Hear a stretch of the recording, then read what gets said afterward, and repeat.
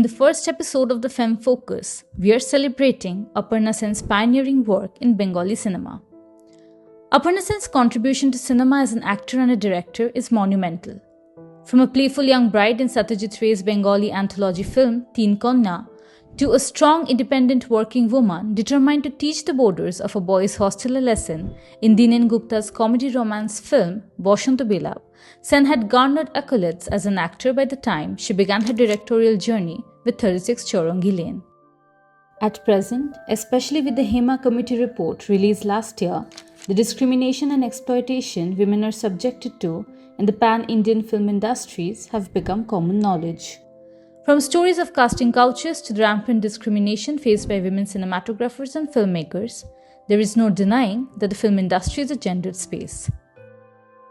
Women have always been assigned a few conventional roles in the industry, and Aparna Sen is one of the few trailblazing filmmakers who dare to break the mold. Sen, known for her women-centric films, is a prominent example of why women telling women's stories has been revolutionary. The distinct quality in most films directed by women filmmakers is how female subjects break free from the burden of being objects of desire and the glaring shift in gaze. Sen has masterfully addressed women's desire, suffering, conflict, and complexity through her films. In this video, I take a look at 3 of her prominent works. In 36 Chowrangi Lane, released in 1981, Sen focused on the solitary life of an Anglo-Indian English teacher, Miss Violet Stoneham. Her routine life revolved around the convent girls' school and her antique apartment in central Calcutta. Her old black cat, Sir Toby, was her only companion, and while living all by herself never bothered her, as she grew older, she craved to be understood and loved.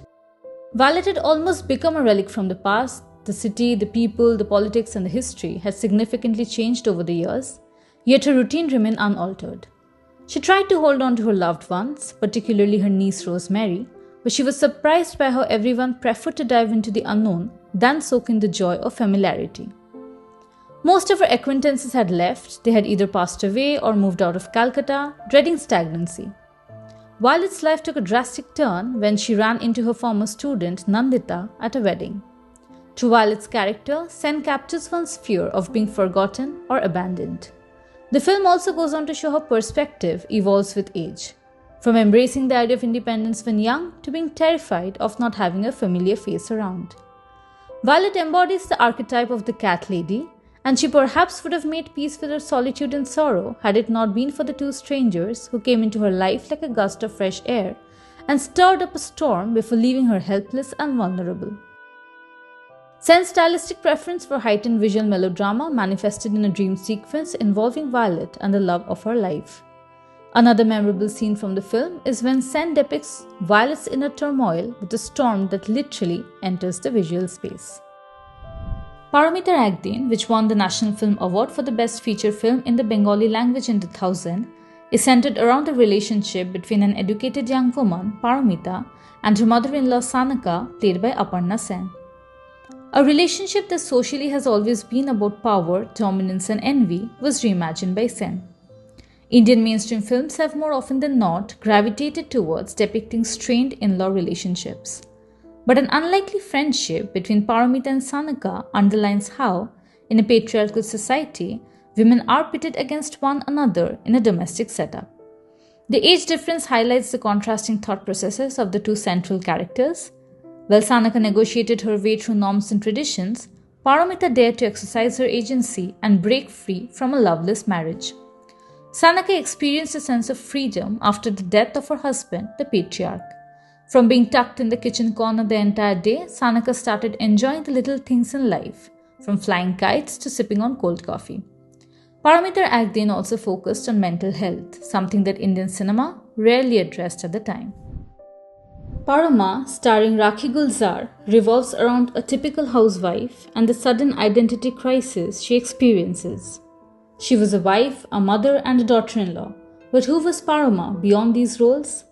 The film is about Parama's journey to rediscover herself.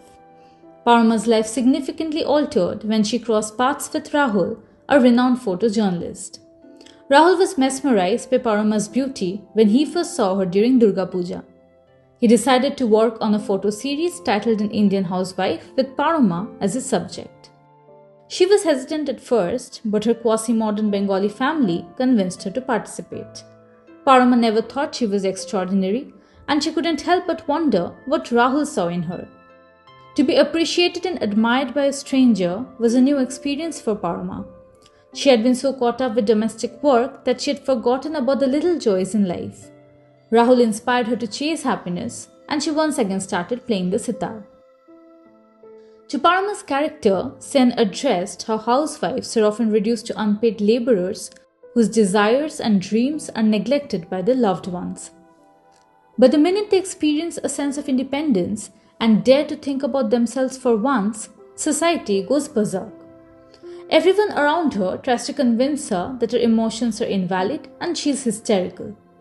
A woman's yearning to be free is seen as madness that needs to be treated so that she can be wired back into being the unpaid laborer who never questioned her existence.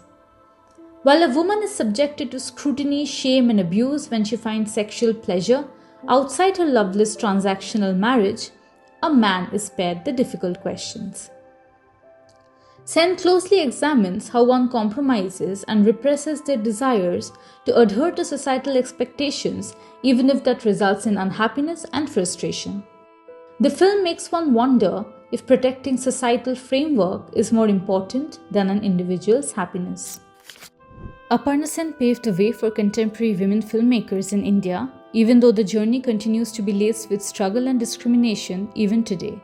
Not to forget the role caste and class play in determining one's potential as a filmmaker. But then again, when films such as Girls Will Be Girls, Santosh, All We Imagine Is Light, and Shadowbox do the festival rounds, the future finally looks brighter than ever before.